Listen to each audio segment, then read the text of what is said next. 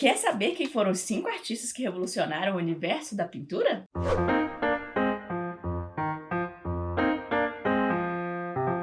Você que é novo aqui no canal, é um prazer. Eu sou Carol Esteves. E eu sou o Matheus Xavier Henriques. Nós somos do canal Midas Escola de Arte. Seja bem-vindo. E se você gosta desse conteúdo de pintura e desenho, já se inscreve no canal e deixa o seu like. Além de compartilhar os nossos vídeos, que nos ajuda muito. Temos também o Apoia-se, né, Matheus? Sim, o Apoia-se com apenas R$1 ou mais você pode ir lá apoiar a gente e ter acesso às várias recompensas que tem. Uma delas é entrar para o nosso grupo do WhatsApp. Vai lá e clica no link da descrição.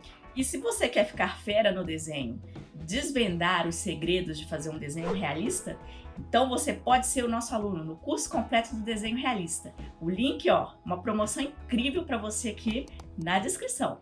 O primeiro que a gente vai falar aqui é o Leonardo da Vinci. E quem era Leonardo da Vinci? Era um grande pintor e também, além de pintor, várias habilidades. Era incrível o poder que ele tinha de ser bom em várias áreas. Matemático, matemática, engenharia, engenheiro, escultura também, medicina, anatomia do corpo humano.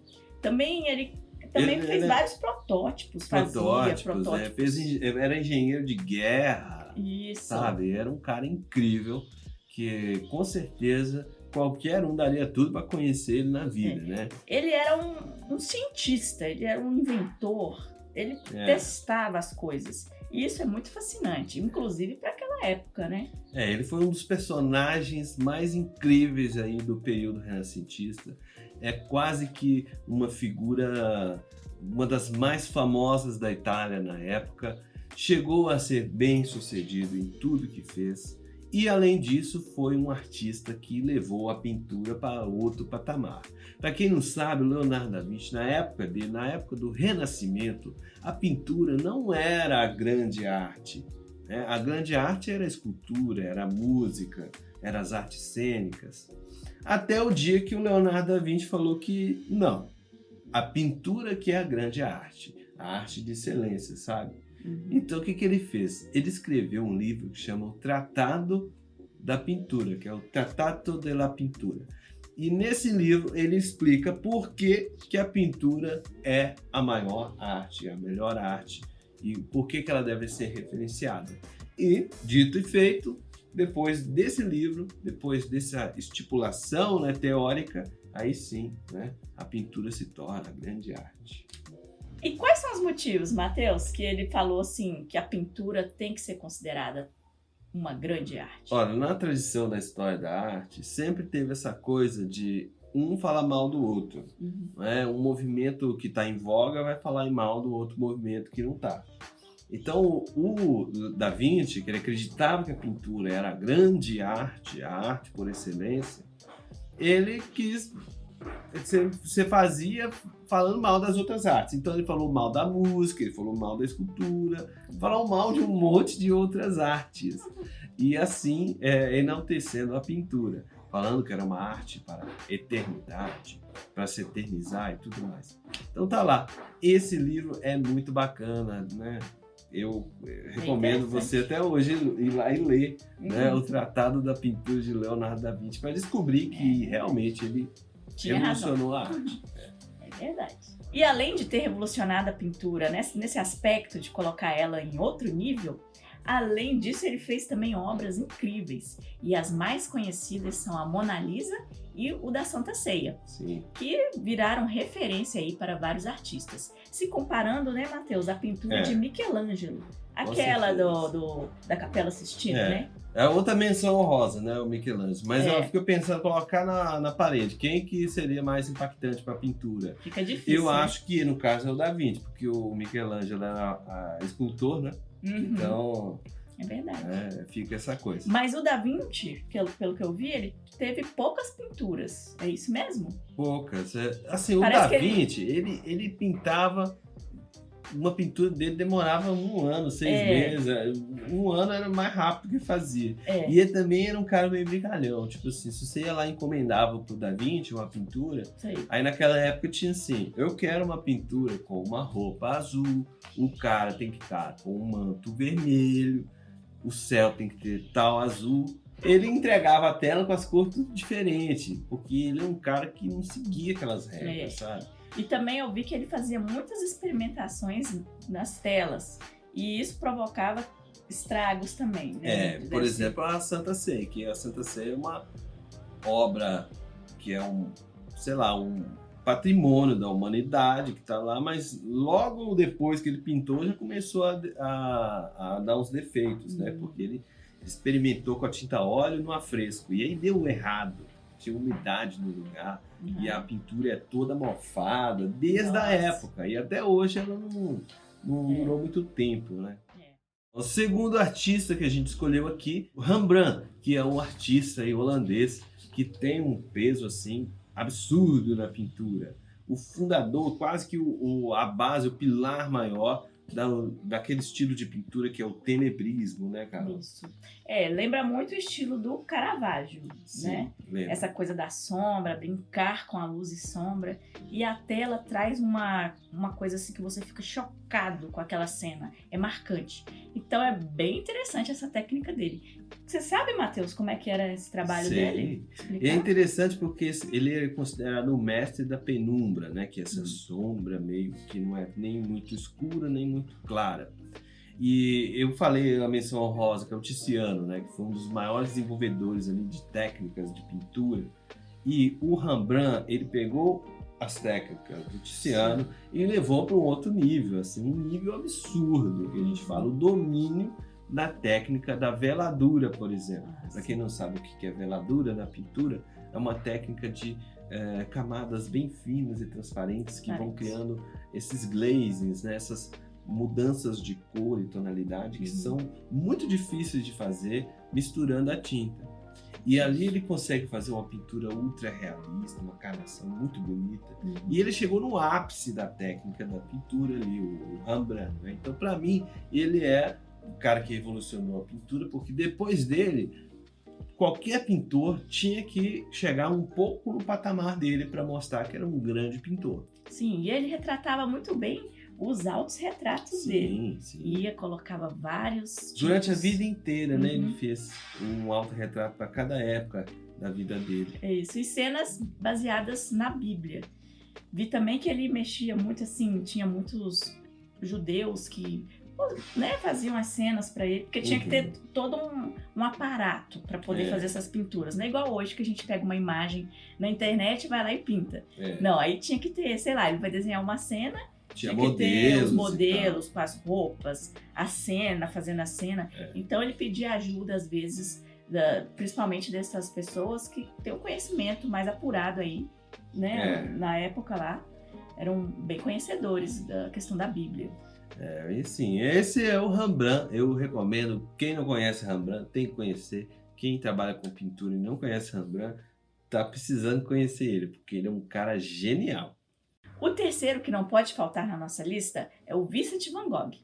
Eu tenho muita admiração pelo trabalho dele e também pela história dele. Ele é retratado como realmente um gênio. E a gente vê isso, perceptível. É perceptível quando a gente olha uma tela dele. Naquela época ele revolucionou essa questão, porque ele trabalhava com as pinceladas bem definidas e ele gostava muito de fazer paisagens, a questão do campo, as pessoas do campo, retratava isso, fazia autorretratos, muita coisa com um estilo particular dele. E assim, o mais incrível para mim do Van Gogh é que ele era 200, 100, 150 anos à frente do tempo dele. Ele pintava de um jeito que ninguém nunca pintou.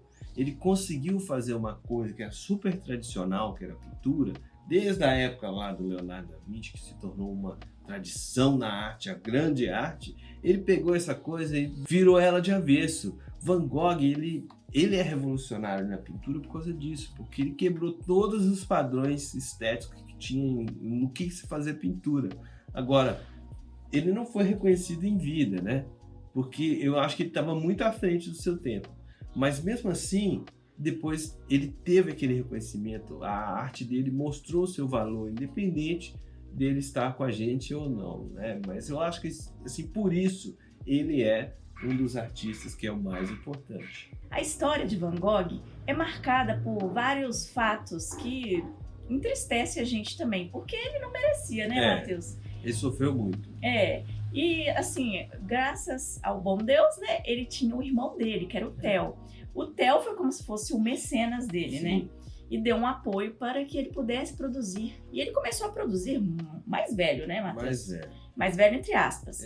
E a produção dele foi muito incrível no decorrer da vida dele. Mesmo sofrendo esses vários problemas, ele tinha até ataques psicóticos, né? Aquela coisa.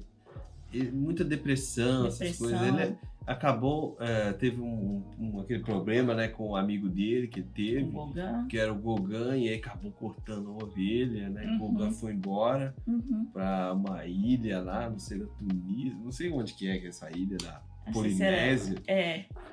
Aí ele queria viver no meio dos índios. Aí o Van Gogh ficou para trás e ele sempre foi abandonado, né, nos sonhos que ele tinha. Ele tinha o sonho de ser pastor, não conseguiu ser pastor. Ele foi buscar a pintura. Foi copista do Google. Do Google não. Do Google. Foi copista do Louvre. Aí depois ele saiu do Louvre. E ficou nessa vida bandida aí durante muito tempo. E não conseguia vender. O que ele fazia? Ele pintava as telas, trocava as telas em tinta que ele pintava. Inclusive, tem esse fato curioso que uma das famílias que mais tem coleção do Van Gogh é justamente do cara que tinha lojinha de que vendia tinta para ele. Vale muito, hein? Mas ele é revolucionário por isso, então, porque foi um cara que ele conseguiu fazer a pintura de um jeito que ninguém nunca conseguiu. E um gênio, porque apesar de todos os sofrimentos dele, continuou produzindo e num patamar muito maravilhoso.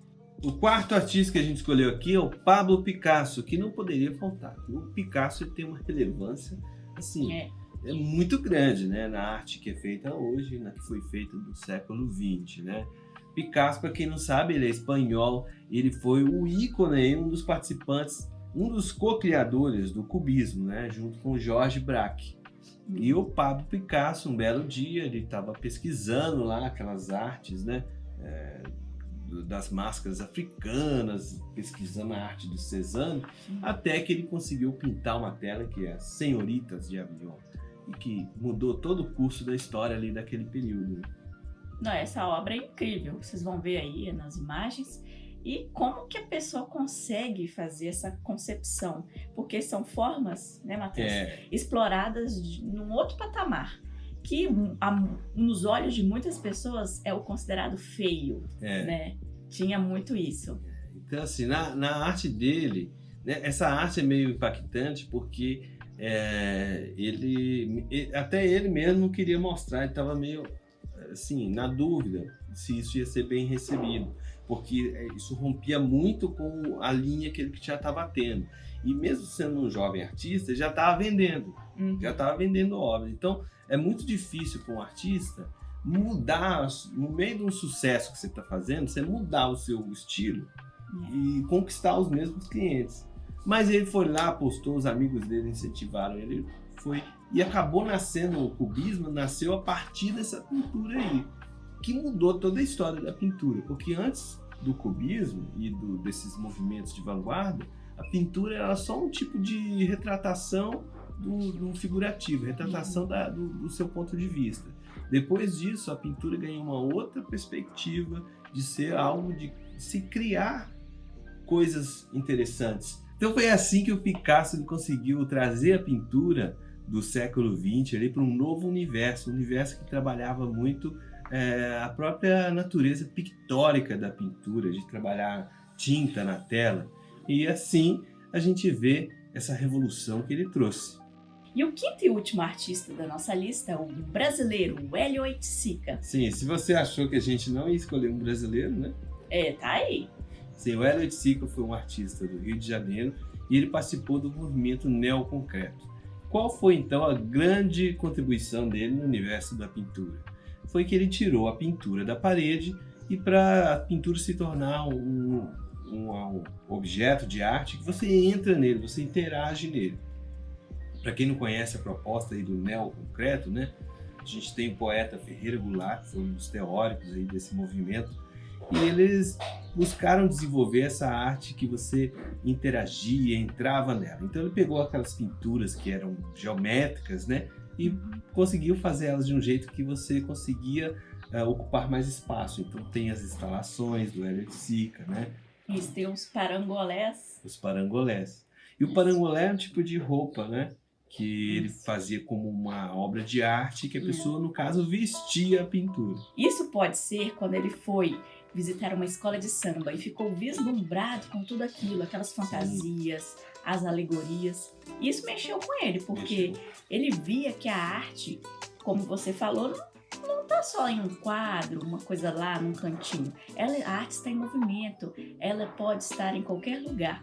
E esse parangolé, essa ideia, né? É a ideia de trazer, você poder vestir a pintura, tirar a pintura da parede e colocar ela no universo também popular, e deve ser uma arte que você que pode mudar, você pode utilizar aquela arte. Isso é o novo na época, foi também inspiração para o Caetano Veloso na Tropicália, né? Tem até um disco que tem na capa dele, ele usando, né, um parangolé. E hoje o Hélio de Sica tem uma importância muito grande no cenário da arte contemporânea, porque essa transformação que ele trouxe para a pintura, hoje os artistas contemporâneos todos usam e abusam, né? Inclusive, quem quiser visitar lá o Museu Inhotim, você vai com certeza ver algumas obras do Hélio de Sica. É bem interessante. São blocos, né, Matheus? Colocados no chão, é o ar livre, com cores bem vibrantes. Você vai gostar. Vale muito a pena. Então é isso aí. Esses são 5 pintores, 5 artistas que revolucionaram a pintura. Isso aí. Se você gostou desse vídeo, coloca aí nos comentários. E já pede pra gente fazer de mais artistas. Quais artistas você acha que a gente devia ter colocado e não colocou? Isso. Coloca aí na descrição. Coloca aí que a gente vai fazer. Então é isso aí. Um forte abraço. E até a próxima.